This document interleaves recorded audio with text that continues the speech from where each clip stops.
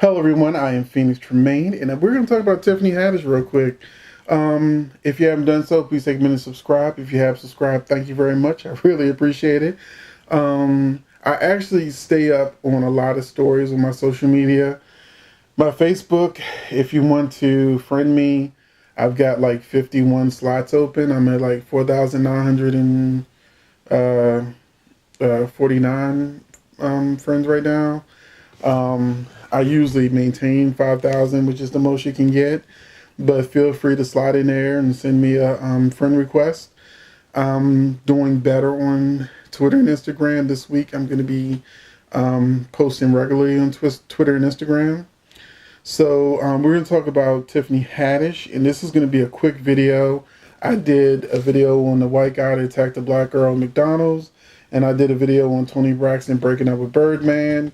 And now I'm giving you this Tiffany Haddish video because these are the things we were talking about online today. And instead of just online, I wanted to give it to you on YouTube as well.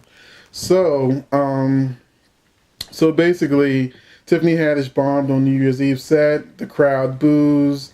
And, she apologizes to the crowd. And she simply says, I can't remember any of my jokes. You're like one of the number one female comedians. You've got a sold out show and you can't remember your jokes. So I have seen some people defend her, on my social media as well as, other people's social media, just reading different articles about the situation.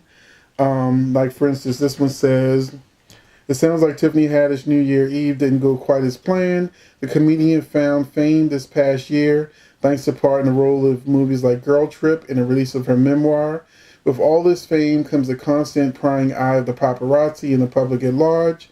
Thus, Tiffany Haddish is tackling a minor fiasco from a stand-up comedy show in Miami last night. Head on, Haddish had a sold-out gig, the James L. McKnight, to help bring in the New Year's. Now, I don't know what Tiffany did to lose her memory. Only thing I can do is relate it to what has happened in my productions, which have made me extremely upset. Really, really, it can ruin the entire night when you're trying to film.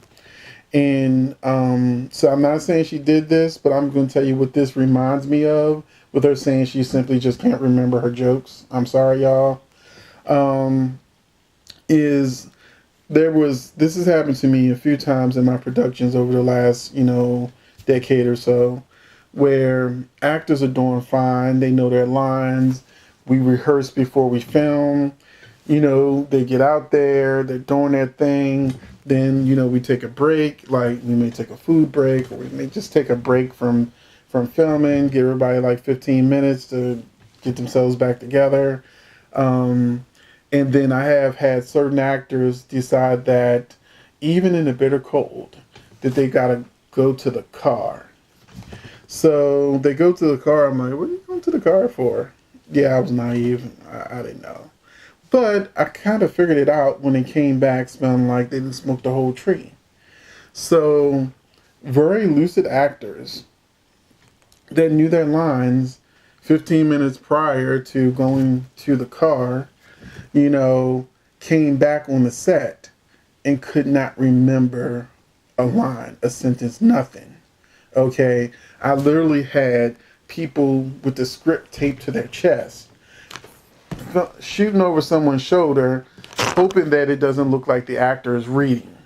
And then, because it was more than one that went to the car, then the other one is doing the same thing, or they've got the notes on the phone and they like looking down at their phone, or a nightmare. A nightmare when you have actors that decide they're gonna go out and smoke some weed and relax, or whatever it is they're trying to do, be more creative, whatever their reasoning is. It's no joke when weed it messes with your short-term memory. And I'm not saying it because I've never smoked weed before, I've never drank alcohol before. Yeah, I've never done none of that before. So, I'm not a person who knows that particular vice. All I know is the reactions of the people around me that do the stuff, and then they look at me like I'm crazy when I don't drink or smoke or nothing. And I'm like, yeah, it's from growing up and seeing everybody else do it and realizing, yeah, that's just not for me. But I don't know if that's the reason why Tiffany couldn't remember. She might have had a drinky poo. But, you know, if you're a comedian like that and you know you've got a sold out show, the show must go on. If you can't remember the jokes you were supposed to say, then you just gotta start cracking jokes on the audience. You gotta start making stuff up. You gotta start saying jokes off the top of your head. You say some old ass jokes. You start talking about girl trip. Do like Kathy Griffin, start talking about people you met in the industry. Funny stories about that. What you don't say is, sorry y'all, I can't remember my jokes. Yeah. you know. And if you're wondering what happened in my production with people with scripts taped to their chest and whatnot, yeah, those actors, their roles were dramatically reduced until I was able to phase them out of the production, because I can't trust that you won't go out and smoke weed and then not know your lines again, But I really like Tiffany. I loved her in Girls Trip. I even liked her in Night School. And I will continue to support Tiffany. But I just want to say do better. And, we still love you. It makes me reluctant to buy a ticket to a Tiffany Haddish show until I see you got your stuff together. But, yeah, get your stuff together, girl. We love you, but as quick as a person can rise to fame, they can fall. And you've already got people waiting for you to fall. They're waiting for Kevin Hart to fall. They're waiting for you to fall, because when people reach a certain level of success, for some reason people get jealous. I don't know what happens, but they love you until they hate you.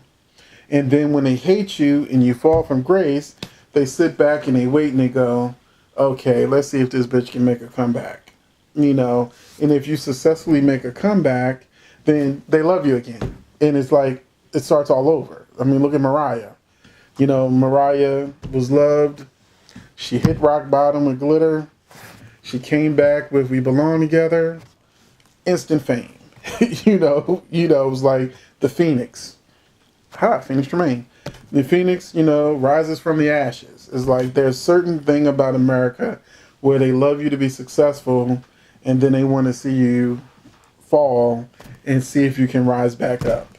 That is so many different celebrities. I'm not even going to keep naming them, but we all seen the pattern. So hopefully Tiffany bounces back. Kevin bounces back from his Oscar stuff. They continue to be successful, keep it moving. And, I would give everybody who was at that show a free show. Like, look, I know I bombed, but you wanted to see Tiffany Haddish at a prime. I'm going to do a new show. Anybody who's got ticket stubs from tonight, y'all can come for free, and I will give you the show that you were supposed to get. She can afford to rent the place out again. That would be the resolution to this, PR nightmare. But, her next movie will come out and people will forget all about this. So, thank you for watching. I really appreciate you. And I hope you watch this video, subscribe, and be a part of the Phoenix Force. Thanks for watching.